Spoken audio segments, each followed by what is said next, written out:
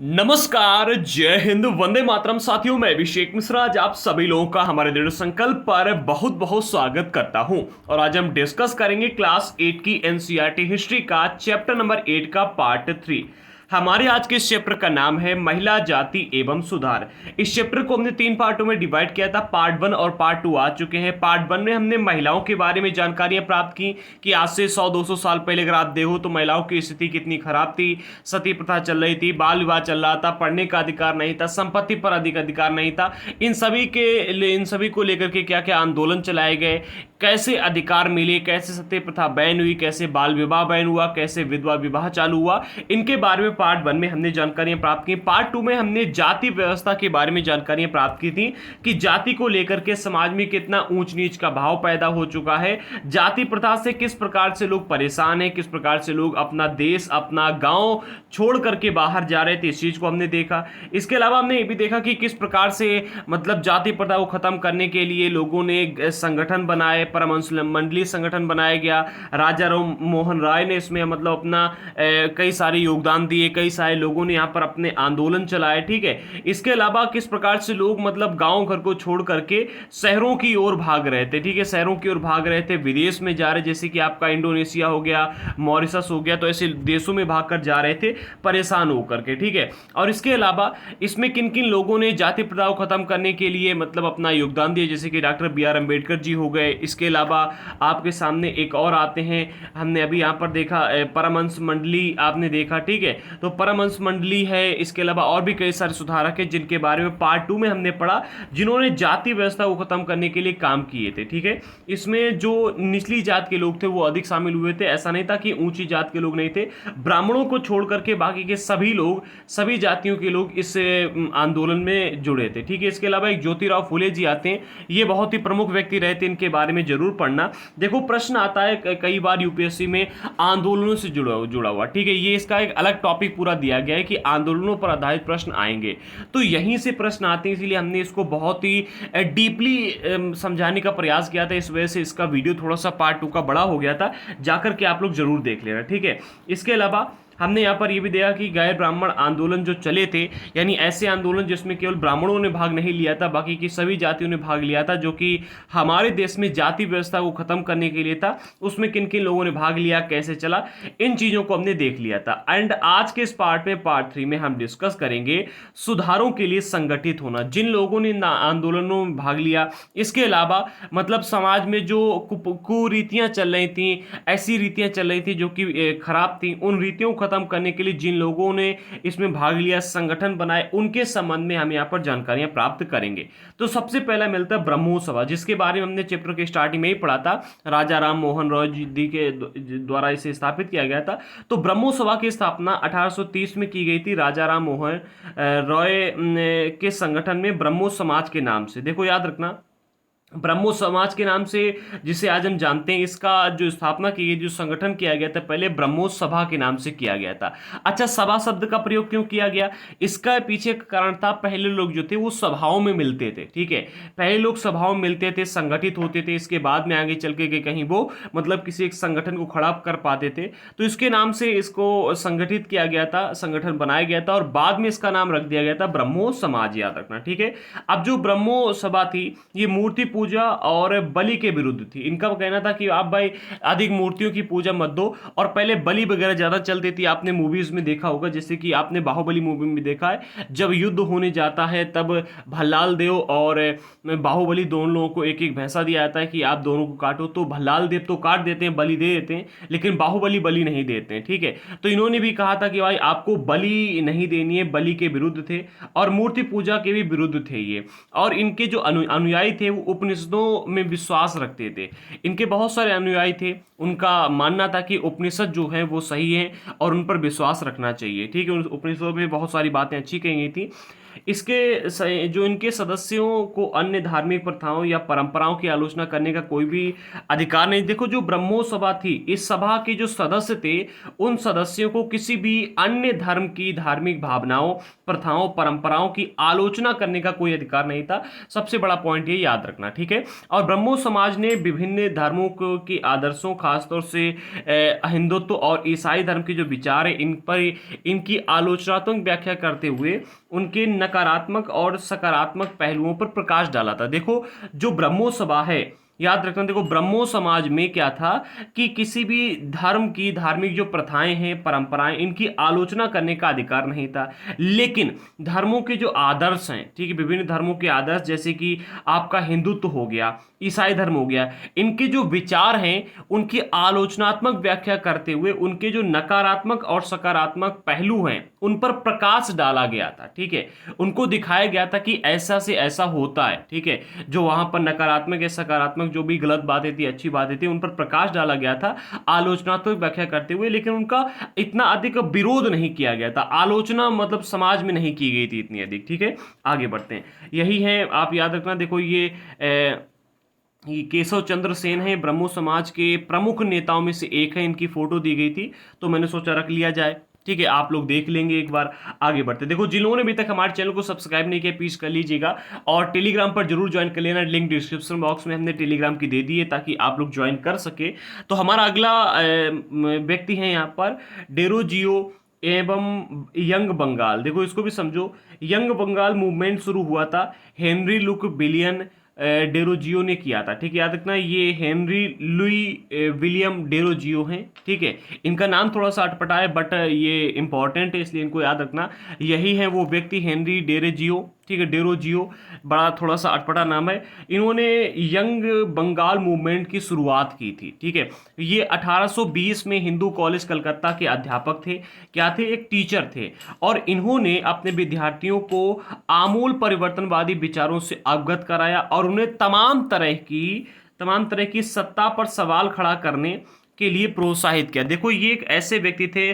देखो एक बात याद रखना, जब हमारे यहाँ पर क्या है कि अंग्रेज लोगों का विरोध हो रहा था, नीतियों का विरोध होता, उस टाइम पर केवल भारतीय लोग ही विरोध नहीं कर रहे थे, कई सारे ऐसे अंग्रेज थे जिन्होंने हमारे पर स्वतंत्रता आंदोलन में भाग लिया था, अंग्रेजों के विरुद्ध थे, अच्छे लोग थे वो, ठीक है। तो इन्हीं में से एक आते हैं हेनरी डेरोजियो, ठीक है। ये कैसे व्यक्ति थे, इन्होंने यंग बंगाल मूवमेंट की शुरुआत की थी 1820 में। ये एक हिंदू कॉलेज कलकत्ता के अध्यापक थे, ठीक है। जो हिंदू कॉलेज कलकत्ता खोला गया था 1791 में, उसके ये अध्यापक थे 1820 में। तो इन्होंने क्या किया था, जो मतलब विद्यार्थी थे, विद्यार्थियों को आमूल परिवर्तनवादी विचारों से, यानी कि आपको परिवर्तन की दृष्टि में कदम उठाने होंगे, आगे बढ़ना होगा, ठीक है। इसके लिए तमाम तरह के मतलब अवगत कराया था और तमाम तरह की सत्ता पर सवाल खड़ा करने के लिए प्रोत्साहित किया था कि भाई जितने भी गलत काम हो रहे हैं उनको लेकर के आप सत्ता पर सवाल खड़ा करो। इस मूवमेंट में उनके विद्यार्थियों ने परंपराओं और रीति रिवाजों पर उंगलियां उठाई, जो परंपराएं चल रही, जैसे कि महिलाओं को शिक्षा का अधिकार होना चाहिए, ठीक है। तो ऐसी कई सारी चीज़ों पर इन्होंने, जो इनके विद्यार्थी थे, उन्होंने उंगलियां उठाई, सवाल खड़े किए, ठीक है। महिलाओं के लिए शिक्षा की मांग की, सोच व अभिव्यक्ति की स्वतंत्रता के लिए अभियान चलाए। तो ये भी एक ऐसे व्यक्ति थे जिन्होंने जागरूकता अभियान यहाँ पर चलाए थे, ठीक है। इन्होंने कौन सा अभियान चलाया, यंग बंगाल मूवमेंट, ठीक है, याद रखना। कई बार प्रश्न आ जाता है। इसके अलावा ब्रह्मो समाज की स्थापना किसने की थी, तो राजा राम मोहन रॉय ने इसके संगठन किया था, ठीक है, इसका संगठन किया था, और 1830 में, याद रखना, ठीक है। आगे बढ़ते हैं। इनका ये भी याद रखना कि इनका काम क्या था। देखो स्वामी विवेकानंद जी का जीवन सभी लोगों को पता होगा, ठीक है। जिनको नहीं पता है एक बार यहाँ पर देख लेते हैं, बहुत ही शॉर्ट में जानकारी दी गई बट बहुत ही इंपॉर्टेंट दी गई है। तो रामकृष्ण मिशन और स्वामी विवेकानंद, तो रामकृष्ण मिशन का नाम स्वामी विवेकानंद के गुरु रामकृष्ण परमहंस के नाम पर रखा गया, ठीक है। देखो रामकृष्ण मिशन ये एक अलग शब्द है, ठीक है, ये एक मिशन था और इसका नाम स्वामी विवेकानंद जो थे, ये स्वामी विवेकानंद जी इनके गुरु के नाम पर रखा गया था, ठीक है। और यह मिशन समाज सेवा, निस्वार्थ श्रम के जरिए मुक्ति के लक्ष्य पर जोर देता है। एक प्रकार से आप ये कह सकते हो कि ये एक संगठन ही था, ठीक है, जागरूकता अभियान था। ये जागरूकता अभियान, इसका नाम रखा गया था स्वामी विवेकानंद जी के गुरु के नाम पर, ठीक है। और इसका कार्य क्या था, इस मिशन का मतलब कार्य था समाज सेवा करना, करना, निस्वार्थ सम करना, यानी कि किसी भी व्यक्ति की अगर आप मदद कर रहे हो तो उससे आप किसी भी प्रकार की कोई भी आप उपेक्षा नहीं कर सकते हो। जैसे कि मैंने वीडियो बनाया और आपसे हम किसी प्रकार की उपेक्षा नहीं करें कि आप लाइक करोगे, शेयर करोगे, कमेंट करोगे या फिर सब्सक्राइब करोगे। अगर आपको ऐसा लगता है कि हाँ है सही तो करोगे, और नहीं लग रहा है नहीं करोगे, और मुझे उससे कोई फर्क नहीं पड़ेगा, ऐसा इनका कहना था। ठीक है, फर्क नहीं पड़ना चाहिए। स्वामी विवेकानंद जी के बारे में भी हम कुछ बातें जान लेते। तो इनका जन्म 1863 में हुआ था और मृत्यु 1902 में, ठीक है, जो कि दी गई है एनसीईआरटी में। इनका मूल नाम था नरेंद्र नाथ दत्त। कई बार प्रश्न आ जाता है कि स्वामी विवेकानंद जी का मूल नाम क्या था, तो याद रखना इनका मूल नाम था नरेंद्र नाथ दत्त। ठीक है, उन्होंने श्री रामकृष्ण की सरल शिक्षाओं को अपने प्रतिभाशाली संतुलित आधुनिक विचारधारा से जोड़कर संपूर्ण विश्व में प्रसारित किया। देखो ये एक ऐसे व्यक्ति थे जो कि मतलब शिकागो में गए थे, ठीक है, और वहां पर जब ये बोले थे तो लगभग बोलने से पहले लोग ये कह रहे थे कि भाई 5 मिनट में नहीं बोल पाएंगे, क्यों जा रहे हो बोलने, और जब बोलने खड़े हुए तो 2 घंटे तक मुंह होकर के लोग सुनते रहे और इसके बाद में उससे ज़्यादा देर तक तालियां बजती रही थी। ठीक है, तो इन्होंने क्या किया था, रामकृष्ण मिशन इनके गुरु थे, सॉरी रामकृष्ण परमहंस जी इनके गुरु थे, और उन्होंने इनको शिक्षाएं दी थी। जब शिक्षाएं दी तो इन्होंने उस शिक्षा को प्रभावशाली तरीके से संतुलित आधुनिक विचारों के साथ में, यानी कि जो उस टाइम पर विचार थे उनसे जोड़ करके अपनाया, और अपनाने के बाद में संपूर्ण विश्व में उसको प्रसारित कर दिया, यानी कि बांट दिया।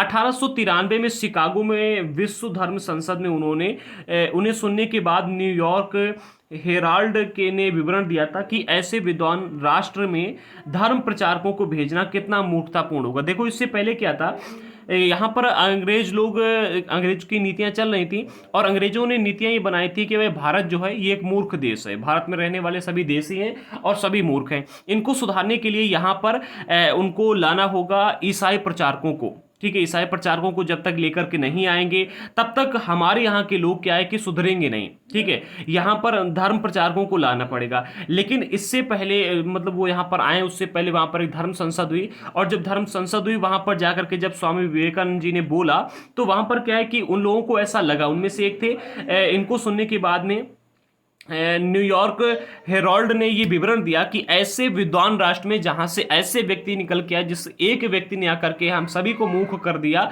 ऐसे राष्ट्र में किसी भी मतलब धर्म प्रचार को भेजना मूर्खतापूर्ण होगा। इसका अर्थ ये हुआ ना कि विद्वान को आप सिखा रहे हैं। ठीक है, आगे बढ़ते। वास्तव में स्वामी विवेकानंद आधुनिक समय के पहले भारतीय थे जिन्होंने विश्वव्यापी स्तर पर वेदांत दर्शन के आध्यात्मिक गौरव को पुनः स्थापित किया। ठीक है, देखो आज के टाइम में भी ऐसे कई सारे व्यक्ति हैं जिनमें से एक आते हैं आचार्य प्रशांत जी। अगर आप उनके वीडियोस देखते होंगे तो आपको ऐसा पता चलेगा, ऐसा लगेगा कि नहीं हाँ बिल्कुल सही, इसमें बहुत ही अच्छी अच्छी बातें वो बताते हैं। इसी प्रकार से थे हमारे स्वामी विवेकानंद जी। देखो स्वामी विवेकानंद जी की आप तुलना किसी से नहीं कर सकते हो, चाहे वो आपके आचार्य प्रशांत हो या फिर समाज में और भी कोई क्यों ना हो। ठीक है, बहुत सारे लोग हैं, आज आप तुलना किसी से नहीं कर सकते हो, बट ये बहुत ही उस टाइम पर प्रसिद्ध व्यक्ति थे और आमूल परिवर्तनवादी थे। ठीक है, मतलब परिवर्तन की दृष्टि में ये चल रहे थे, हमारे की जनता को बदलने का प्रयास कर रहे थे। ठीक है, और इन्होंने देश का गौरव बढ़ाया था। ठीक है, पुनः स्थापित किया था जैसे कि पहले था।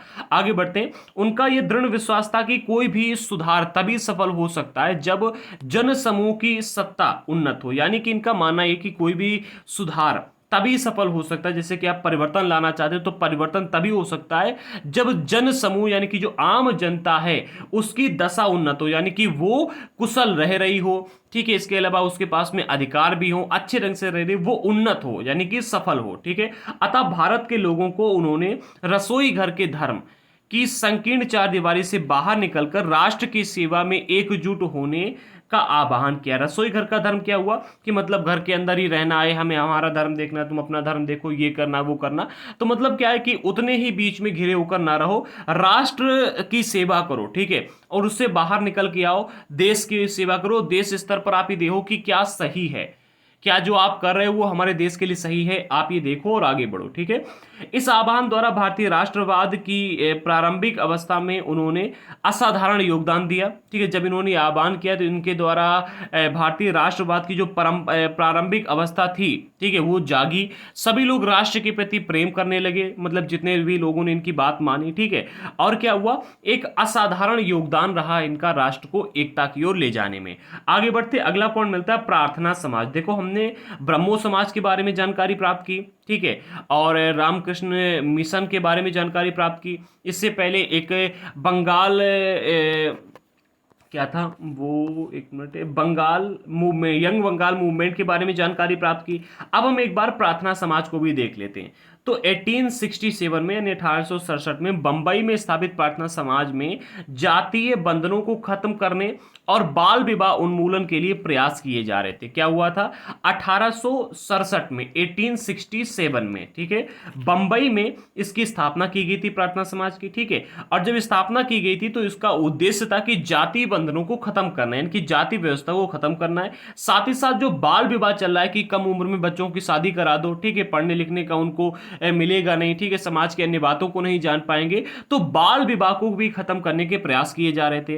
प्रार्थना समाज भक्ति परंपरा का समर्थक था। इनका कहना था कि आप भक्ति करो, ठीक है, लेकिन भक्ति का अर्थ आज की जैसी भक्ति से नहीं है, ठीक है। इनकी भक्ति का अर्थ होता है, इनकी भक्ति का अर्थ ये था कि मतलब आपको भगवान को भजना है, भगवान का नाम जपना है, भगवान के गीत गाना है, आपको भगवान की आराधना करनी है, ठीक है, जिसमें सभी जातियों की आध्यात्मिक समानता पर जोर दिया गया था। इसमें मतलब ऐसा था कि सभी जातियों की आध्यात्मिक समानता है, यानी कि सभी लोग मिलजुल कर किसमें पूजा करेंगे। इसमें मंदिर जाने की बात नहीं की गई थी, इसमें क्या है कि कर्म कांड करने की बात नहीं की गई थी भक्ति परंपरा में कि आपको यज्ञ करना है, अनुष्ठान करने, इसमें भगवान की भक्ति करने की बात की गई थी, ठीक है। और आध्यात्मिक समानता पर जोर दिया गया था कि भाई अगर हम पूजा नहीं कर सकते हैं तो भगवान की भक्ति तो कर ही सकते हैं, भगवान की लिए हम गाना गा सकते हैं, भजन कर सकते हैं, वही इसमें दिया गया था। प्रार्थना समाज ने महिलाओं की शिक्षा को प्रोत्साहित किया, विधवा विवाह पर लगी पाबंदी के खिलाफ आवाज उठाई। प्रार्थना समाज की बैठकों में हिंदू, बौद्ध और ईसाई ग्रंथों पर विचार विमर्श किया जाता था। तो ये बहुत ही ऐसा समाज था जिसने प्रार्थना समाज एक ऐसा मतलब संगठन था जिसने समाज में कई सारी कुरीतियों को बदलने के लिए प्रयास किया, आंदोलन चलाए, जिसमें आपने सबसे पहले देखा कि महिलाओं की शिक्षा के लिए, दूसरा विधवा विवाह के लिए, तीसरा आपने यहाँ पर देखा कि हिंदू, बौद्ध और जो ईसाई ग्रंथ थे, इन ग्रंथों का भी अध्ययन करके उन पर विचार विमर्श किया गया, ठीक है। आगे बढ़ते हैं। अगला मिलता है वेद समाज, इसको भी समझो। देखो वेद समाज की स्थापना मद्रास, जो कि आज चेन्नई है, मद्रास में 1864 में हुई थी। ब्रह्मो समाज से ये प्रेरित था, याद रखना, ब्रह्मो समाज जिसके बारे में सबसे पहले हमने पढ़ा था उससे काफी हद तक ये प्रेरित था। जैसे कि आज आप देख रहे हो एमबीए चाय वाला है, एमबीए चाय वाला को देख करके काफी सारे लोग हैं उनसे प्रेरित हो रहे हैं और अलग अलग क्षेत्रों में जाकर के चाय की टपली चला रहे हैं, चाय की इसी प्रकार से चाय की दुकान चला रहे हैं, ठीक है। जैसे कि आप अभी देखो एक ग्रेजुएट चाय वाली हैं, ठीक है, बहुत सारी, मैं किसी से कंपेरिजन नहीं करना चाहूंगा बट ऐसा पहले भी था, ठीक है। जैसे कि ये जो वेद समाज है ये ब्रह्मो समाज से प्रेरित था, ठीक है। इसने जातिगत भेदभाव को समाप्त करने और विधवा विवाह, महिला शिक्षा को प्रोत्साहित करने के लिए काम किए। कौन कौन से काम किए? एक तो विधवा विवाह होना चाहिए, महिला शिक्षा को प्रोत्साहन मिलना चाहिए कि महिलाओं को भी शिक्षा प्राप्त हो, और दूसरा जातिगत जो भेदभाव चल रहा था कि भाई आप ऊंची जात के हो, आप नीची जात के हो, तो उसके लिए इन्होंने प्रोत्साहन का काम किया कि ये सब खत्म होना चाहिए, ठीक है। महिलाओं को शिक्षा मिलनी चाहिए, विधवा विवाह होना चाहिए, ठीक है। इनके सदस्य ईश्वर के अस्तित्व में विश्वास रखते थे, मतलब जो वेद समाज के सदस्य थे उनका मानना था कि ईश्वर है, ठीक है, ईश्वर के अस्तित्व में विश्वास रखते थे। इन्होंने रूढ़िवादी हिंदुत्व के अंधविश्वासों और अनुष्ठानों की सख्त निंदा की थी कि भाई जो आप अंधविश्वास लेकर के आ रहे हो कि भगवान रुष्ट हो गए, अब पानी नहीं बरसेगा, भगवान रुष्ट हो गए, अब ये 3 दिनों के अंदर खत्म हो जाएगा, श्राप दे दिया, ठीक है। तो इन्होंने कहा था कि भाई आप अंधविश्वास में हम भरोसा नहीं करेंगे, और भी कई सारी भूत चुड़ैल वाली बातें थी, ठीक है, तो उन पर इन्होंने विश्वास ना करने की बात कही थी, और अनुष्ठानों की निंदा की थी कि भाई अनुष्ठान जो हो रहे हैं ये सही नहीं है। अनुष्ठानों की निंदा करके इन्होंने गलत काम किया था, बट जो अंधविश्वास वाली बात की थी ये सही थी, अंधविश्वास नहीं करना चाहिए, ठीक है। आगे बढ़ते हैं। अगला पॉइंट मिलता है अलीगढ़ आंदोलन। अलीगढ़ भी आंदोलन भी चलाता है, ये भी इंपॉर्टेंट है। अलीगढ़ आंदोलन की शुरुआत सर सैयद अहमद खान के नेतृत्व में, अलीगढ़ जो कि उत्तर प्रदेश में है, यहां से हुई थी, ठीक है। यही है आपके सैयद अहमद खान, आप इनको देख लीजिएगा। सैयद अहमद खान जो थे 1857 में अलीगढ़ में खोले गए मोहम्मडन एंग्लो ओरिएंटल कॉलेज में इन्होंने शिक्षा प्राप्त की थी, ठीक है। एक मिनट, खोले गए कॉलेज को ही बाद में अलीगढ़ मुस्लिम विश्वविद्यालय के नाम से जाना गया। एक मिनट, हाँ, इन एक मिनट, शिक्षा प्राप्त नहीं की थी। सैयद अहमद खान इनके द्वारा 1875 में यानी 1875 में अलीगढ़ में मोहम्मदन एंग्लो ओरिएंटल कॉलेज इनके द्वारा खोला गया था, इसलिए ये टॉपिक बहुत इंपॉर्टेंट है, मैं भी थोड़ा सा कंफ्यूज हुआ था। ठीक है, और इस कॉलेज को आगे चल करके बाद में अलीगढ़ मुस्लिम विश्वविद्यालय का नाम दे दिया गया था। यहाँ मुसलमानों को पश्चिमी विज्ञान के साथ साथ विभिन्न विषयों की आधुनिक शिक्षा दी जाती थी। याद रखना, जो ये आपका अलीगढ़ मुस्लिम विश्वविद्यालय यहाँ पर पश्चिमी विज्ञान के साथ साथ मतलब यहाँ पर मुसलमानों को जो शिक्षा दी जाती थी, यहाँ पर आमतौर पर मुसलमान ही पढ़ते थे, और उसमें पश्चिमी विज्ञान के साथ साथ विभिन्न अन्य कई सारे विषय थे जिन पर आधुनिक शिक्षा दी जाती थी। अलीगढ़ आंदोलन का शैक्षणिक सुधारों के क्षेत्र में गहरा प्रभाव रहा था, मतलब शिक्षा के क्षेत्र में बहुत सारे सुधार किए गए थे, उसमें इनका बहुत अधिक प्रभाव रहा था। अगला पॉइंट मिलता है, ये हमारा लास्ट है इस चैप्टर का, सिंह सभा आंदोलन। देखो, सिखों की सुधारवादी संगठन के रूप में सिंह सभाओं की स्थापना हुई थी। अच्छा, आपने यहां पर देखा कि हर क्षेत्र में कहीं ना कहीं से कुछ ना कुछ आंदोलन चला था। ठीक है, इसी पर प्रश्न आ जाते हैं। ठीक है, इनको आप एक काम कीजिएगा, एनसीईआरटी में जितना दिया गया था मैं पूरा लेकर के आया हूं इंपॉर्टेंट, लेकिन आप इन पर एक बार गूगल पर सर्च करके जरूर देखना और जो इंपॉर्टेंट जानकारी मिले उसको नोट करना, लिखना। ठीक है, तो समझो, देखो सिंह सभा आंदोलन क्या था इसके बारे में समझो। सिखों के सुधारवादी संगठनों के रूप में सिंह सभाओं की स्थापना 1873 में अमृतसर में हुई थी।